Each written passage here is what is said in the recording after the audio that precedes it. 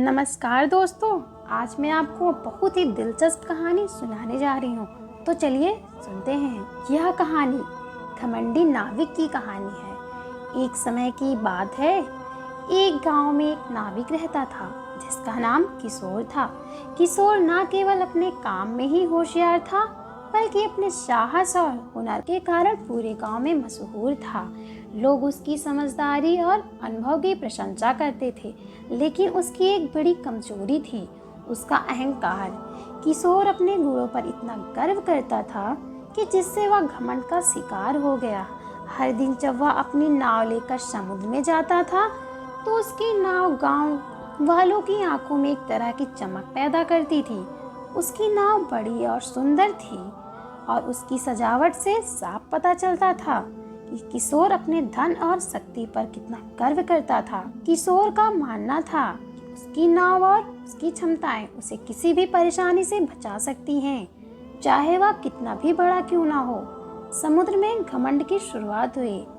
किशोर का घमंड तब और बढ़ने लगा जब उसने कई बार तूफान और खतरनाक लहरों को पराजित किया। उसने महसूस किया कि उसे अब किसी की सलाह या मदद की आवश्यकता नहीं थी।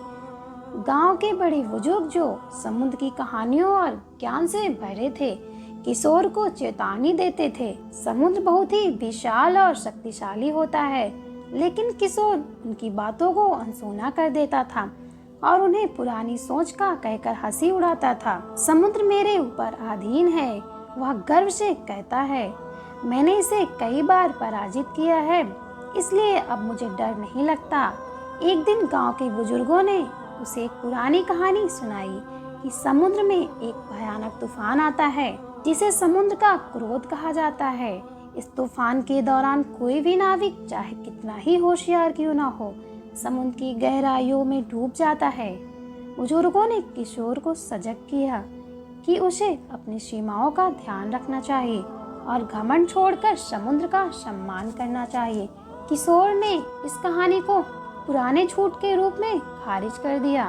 उसने हंसते हुए कहा, मैंने तो इतने तूफानों का सामना किया है और तुम लोग एक पुराने झूठ से मुझे डराने की कोशिश कर रहे हो। मेरा जहाज इतना मजबूत है कि कोई तूफान उसे डुबो नहीं सकता।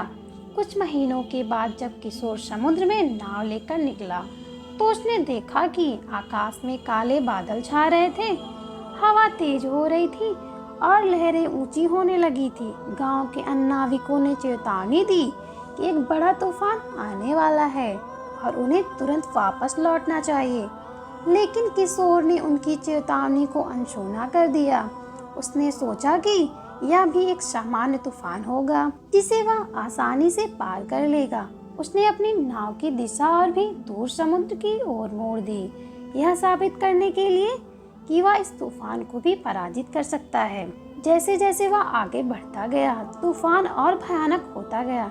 लहरें उसकी नाव से टकरा रही थी और हवा उसकी नाव को इधर उधर धकेल रही थी, लेकिन किशोर का घमंड अब भी कायम था। उसे विश्वास था कि वह समुद्र को फिर से पराजित कर देगा। कुछ ही देर में तूफान ने अपना भयंकर रूप धारण कर लिया। आकाश में बिजली कड़कने लगी और बारिश इतनी तेज हो गई कि किशोर को अपने सामने कुछ भी दिखाई नहीं दे रहा था। उसकी नाव अब लहरों के बीच पूरी तरह से डगमगाने लगी थी, लेकिन किशोर ने हार मानने से इनकार कर दिया। वह अपने आप को बार बार याद दिला रहा था कि उसने इतने तूफानों को हराया है, यह भी कोई बहुत बड़ा संकट नहीं है। अचानक एक विशालकाय लहर उसकी नाव के ऊपर से आई और उसकी नाव को पलटने के कगार पर पहुंचा दिया। किशोर को अब महसूस हुआ कि यह तूफान बाकी तूफानों से अलग है। उसने पहली बार सोचा कि शायद वह गलत था, लेकिन अब बहुत देर हो चुकी थी। उसकी नाव बुरी तरह क्षतिग्रस्त हो चुकी थी और किशोर ने अपनी नाव को नियंत्रित करने की पूरी कोशिश की, लेकिन उसका घमंड और आत्मविश्वास अब उसका साथ नहीं दे रहा था। तूफान के बीच किशोर ने चिल्लाते हुए कहा, समुद्र, तू मुझे नहीं हरा सकता, मैं तुझे हरा दूंगा। लेकिन समुद्र ने उसकी चीखों पर ध्यान नहीं दिया। उसकी आवाज़ तूफान की गर्जना में डूब गई। उसकी नाव टूटने लगी और किशोर अब पूरी तरह से समुद्र की दया पर था। किशोर अब अपने जीवन की सबसे बड़ी गलती को समझ रहा था।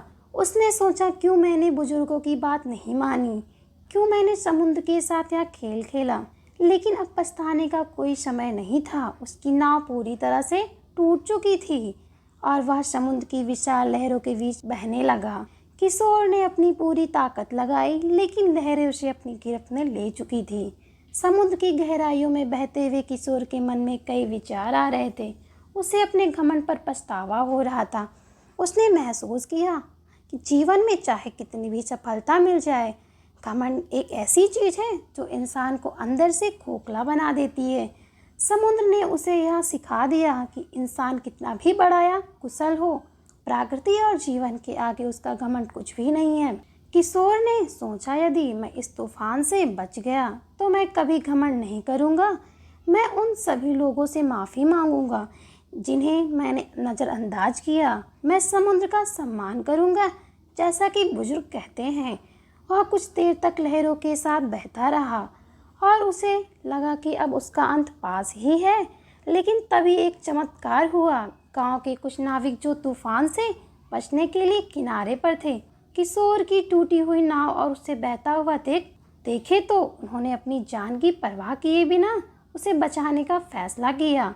वे किशोर की ओर बढ़े और उसे बचाकर किनारे पर ले आए। किशोर को जब होश आया तो उसने देखा कि वह गांव के किनारे पर पड़ा हुआ है। उसके चारों ओर गांव के लोग खड़े थे। उसकी जान बच गई थी, लेकिन उसका घमंड टूट चुका था। वह अब अपने आप को पहले जैसा शक्तिशाली और प्रबल महसूस नहीं कर रहा था। उसने गांव के बुजुर्गों और उन नाविकों से माफ़ी मांगी जिन्होंने उसकी जान बचाई थी। किशोर ने प्रण लिया, अब वह कभी भी घमंड नहीं करेगा और हमेशा विनम्रता और समझदारी से काम लेगा। उसने अपने अनुभव से सीखा कि घमंड सिर्फ विनाश की ओर ले जाता है। किशोर ने अब अपने जीवन का एक नया पार्ट शुरू किया, जिसमें वह न केवल समुद्र का सम्मान करता था, बल्कि अपने साथी नाविकों और बुजुर्गों की बातों को भी ध्यान से सुनता था। किशोर कहानी में एक प्रेरणा बन गया। लोग अब भी उसकी बातों को ध्यान से सुनते थे, क्योंकि वह अब अनुभव और विनम्रता से भरा हुआ था।